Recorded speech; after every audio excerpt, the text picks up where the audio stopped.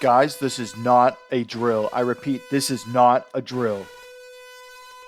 The Battlefield 6 multiplayer gameplay reveal trailer just dropped, and it's exactly what the community's been asking for from a Battlefield game for a long time. There's first-person melee animations, grounded combat, no ridiculous dialogue, and most importantly, no crazy out-of-touch cosmetics. Yes, at least from the trailer, it looks like we're all faceless, nameless soldiers taking part in a wider conflict. Something that I know a lot of players were really looking forward to after the poor reception of Battlefield 2042. Now, in case you guys haven't seen the reveal trailer yet, I put a link to it down in the description, and I highly encourage you to go check it out because it'll definitely get you pumped up about this game. Watching this and then going back and watching the Battlefield 2042 multiplayer gameplay trailer, it's like night and day. It's such a huge difference, so again, definitely go check it out for yourself. So what exactly did just drop yesterday? Well, we have the multiplayer gameplay trailer, we have a video called Combat Classes and Destruction, and we have a final video called Maps, Modes, and Portal. So all in all, we got a pretty big info dump today, which was a lot of fun to sit through. Now, also today, we got a bunch of gameplay from content creators who were invited to do some kind of event or something, but I haven't watched any of that because, like I mentioned in the last video, I'm trying to go into this game mostly blind so I don't spoil anything before the big release date on October 10th. So I'm not really going to be watching any live gameplay or anything until I can hop into the beta and play it for myself. Now, the big things I want to talk about in this video are basically just what I liked about the trailer and some things I saw that do worry me just a little bit. In my last video, I said that I think weapon customization was going to be coming to the game, and I think it's looking more and more like that as I'm seeing more stuff about Battlefield 6 coming out. And not just a little bit of customization, it looks like a ton of customization. Just for reference, like I mentioned in my last video, I've only played Battlefield 1, so I literally have no idea what the normal weapon customization looks like for a Battlefield game. In Battlefield 1, what did we have? For each gun, we could maybe get a different variant with a different scope, or maybe one with a foregrip on it instead of a bipod or something. That was it. In this gameplay trailer, there were so many customization options, at least from what it looked like, that it kind of reminded me of the Modern Warfare COD games that have been coming out in the past couple of years. When those first came out, the weapon customization and tuning and everything absolutely blew my mind. And I think that this game has the potential to do the same thing. There was such a wide variety of attachments in this trailer. Like, for the scopes alone, I counted at least 10 different kinds in the trailer. So it's looking good. Coming from Battlefield 1's customization system and then going to what this looks like it's going to be is going to be a pretty big jump that I'm very much excited about. We might even see some weapon skins if the end card of the video is anything to go by, which again also could be pretty sick. Apart from the weapons and attachments, the gadgets too looked incredibly fun to play with. Like just in the trailer alone, we see whatever this mortar thing is, but apart from that, we also see deployable shields, ladders, and literal drones.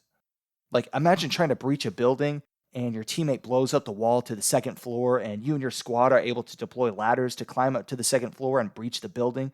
Like, that sounds like so much fun, and I'm hopeful that we're going to be able to do that kind of stuff in the game. Another thing I saw in the trailers that instantly made me a fan was the general theming of the cosmetics in the game. Well, the cosmetics that I guess will be in the game at launch, I should say. Like, check out this clip playing in the background right now.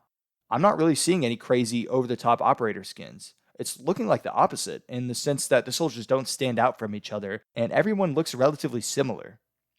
Now, if you're not familiar with Battlefield games, which, I mean, if you watch this channel, you probably are, but if you're not, you might ask, well, why would you want to look the same as everybody else in the video game? Wouldn't you want to stand out? And the answer to that is, in my opinion, absolutely not, at least in Battlefield's case. The whole point of the game is to be an immersive military shooter game. That's what Battlefield's all about. You're just one soldier involved in a larger conflict.